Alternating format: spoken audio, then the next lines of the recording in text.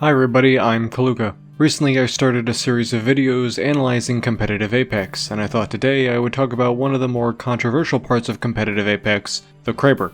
The Kraber is an extremely powerful and extremely valuable weapon, and it is the subject of a small amount of controversy with people who are familiar with Apex's competitive scene, because while it is very exciting to watch and creates a lot of hype moments like this one from this year's ALGS, it's also a bit too powerful, with many pros arguing that it's currently not competitive, to the point where they suggest removing it outright. So in this video I want to talk about what the Kraber is, why it's so good, why it's different from similar weapons in other games, and some of the possible solutions we can take when dealing with the Kraber. So let's first off talk about what the Kraber is. The Kraber is a powerful sniper rifle only available from random care packages. The Kraber is exceptionally effective at basically any range you can shoot it at except for very long range, and the Kraber is notable for being the only weapon in the game to have a one-shot headshot on a fully healed armored enemy, which is obviously a very strong effect. The various applications of this are something you really don't even have to imagine. If you hit somebody in the head while you're poking with this, or even just hit somebody who's been wounded, you immediately down them, generating a huge advantage for your team that allows you to make a pretty easy push. If you just poke at a bunch of people who are fighting, you can get some pretty free KP if you just hit somebody, whether it be in the chest or in the head. You can shoot this into two teams to try to manipulate a fight to your advantage or to just mess with people. And obviously you can just get stray downs from good shots if somebody's rotating. All of this with free ammo and an extremely good range. And some of you might be saying, well, this sounds quite a lot like some other thing in some other game. What makes this so different? And what makes this different and where the Kraber gets into trouble is mainly two things. Firstly, that it is random, and secondly, that you don't know somebody has a Kraber until you're already getting shot by it, or at least that it's very difficult to figure out that somebody has a Kraber until they're already shooting you with it. There is counterplay to the Kraber, mostly just by putting cover between yourself and whoever has it and making it so they can't see you. However, you can't really adjust and use that counterplay if you don't know they have a Kraber, unless you want to go around simply assuming that you constantly need to be in cover, which in comp is not necessarily wrong. And I guess technically you could make that kind of adjustment all the time to prevent yourself from dying to a Kraber, but if you do that, you're simply not going to win. If you play as though everybody has a Kraber to avoid the Kraber, then you're never going to peek people, you're never going to be able to poke people, you can't really play aggressively, you constantly need to be coated in cover, you'll probably have to leave perfectly good opportunities on the table, and you're simply going to be playing too restricted to be able to succeed at a decent level. The problem with the Kraber is not only that it's just random, but mostly just information. You can't know who has a Kraber or when, without already seeing it or being impacted by it. But I think the problem's not only information, it's mostly information, but I think it's actually twofold. Not only does the Kraber have a problem with information, which many things in this game do, but there's also no reason to not take a Kraber in most situations. I think at even a remotely higher level of play, you almost never don't take a Kraber, even if it has like half of the ammo. If somebody on your team is running a sniper or a marksman weapon, I think they all the time take a Kraber unless it has like 2 bullets in it or something. And there are very few weapons that I wouldn't drop for a Kraber if I was the person who was going to pick one up on my team. And I think there are ways that we can solve both of these issues at once. The thing is that if most of the problem is information, then the solution is somewhat obvious, in my opinion. Inform people about the Kraber. And not only that, but nerf it. I would prefer to take an alternative approach to dealing with the Kraber because I think removing it outright is kinda like removing the baby with the bathwater. I think we should try to fix the Kraber first before we just take it out.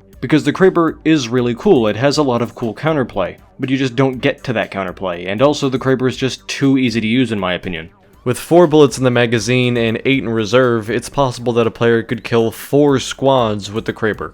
Now, this is unlikely to ever really happen, especially in comp, but it is more likely that somebody could just get 3 kills in comp by just shooting into fights that they're not participating in. And it is now no longer unheard of that somebody could 1v3 another team with the Kraber. It happened, on stream. So I think to combat the inherent power of this weapon, we should take out some of the margin for error. I think that instead of having 4 bullets in the magazine and 8 in reserve, the Kraber should have 3 bullets in the magazine and 6 in reserve. This is still quite a few bullets, and if it were up to me, I'd go down even lower to like 3-3 or something, but I know that that's unrealistic and Respawn would never do it. This reduces the margin of error by about a quarter. Now, I will admit this does harm people who aren't good, but the thing about people who aren't good with the Kraber, and I'm not amazing either, is that you can always get better. you can learn to hit more shots more accurately. And even if you're still not good with it, 9 shots is a lot of missed shots to never even hit a body shot or something. If you reduce the ammo and you make the Kraber inherently weaker, at the very least it becomes more of a decision as to whether or not somebody actually wants to take one. Of course, the Kraber's still super strong and I think you would still take it, but at least this is something. Now, to tackle the main problem with the Kraber, I think that we should start giving other players some information about when the Kraber is picked up. Personally, I think that when a Kraber is spawned,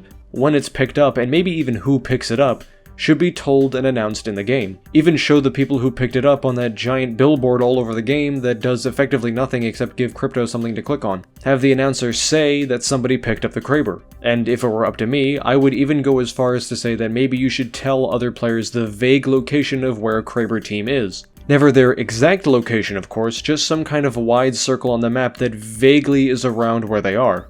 That only updates every time the ring updates or whenever somebody scans. Like anyone on your team, of course, not anybody on the map. The amount of information provided for other teams when you pick up the Kraber would inherently give it an actual weakness. Especially in competitive play and in ranked, this would have people thinking whether or not they actually want to pick up this incredibly strong weapon, or if they would rather just not have that information out there. And it allows teams without the Kraber to actually be able to meaningfully counterplay it, whether it be by rushing the position of the team that has the Kraber as fast as they can to try to get it themselves, or just allowing them to know that a Kraber is somewhere within this vague area and they should start playing more cautiously. I think this not only improves the hype of the game because if you have fewer shots then you're under more pressure when using the Kraber, meaning that when people hit their shots it's cooler, at least in my opinion, and also allows for new kinds of plays based around the Kraber that other teams can make. It allows the Kraber to have a healthier impact on the game instead of just basically giving one team a free kill and every other team a reason to keep looking at the kill feed, which I think is overall a better solution than just removing the Kraber outright, because I still think the Kraber is quite cool. It's just not cool to be the first guy who gets shot when you don't know that it's there. Now, it's entirely possible that the Kraber does actually need to be removed and that there's no real nerfing measure that's extreme enough to make it viable, but also something the pros are willing to have in the game. And there are other things that you can modify about it as well. You could make it so it takes more time in between shots or that it reloads slower, which also reduces the margin of error since you might not get a chance to fire a second shot, and also makes pushing the Kraber a little bit easier since they can't fire as often. But aside from that, I don't think there's much that you can really do that actually strikes at the heart of what's wrong with the Kraber. And I think these solutions do.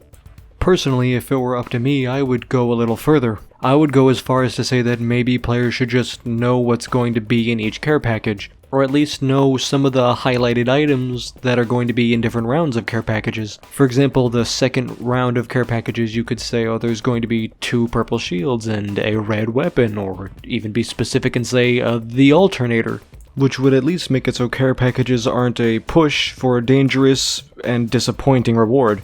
Of course, these are just my suggestions. I would love to hear if you guys have any ideas. I am always down to discuss this sort of thing. However, I think that this ends this video. I'm not sure what else to really say about it. It's easy to see how the Kraber is annoying in a competitive setting. It's annoying to get hit by even in just regular play.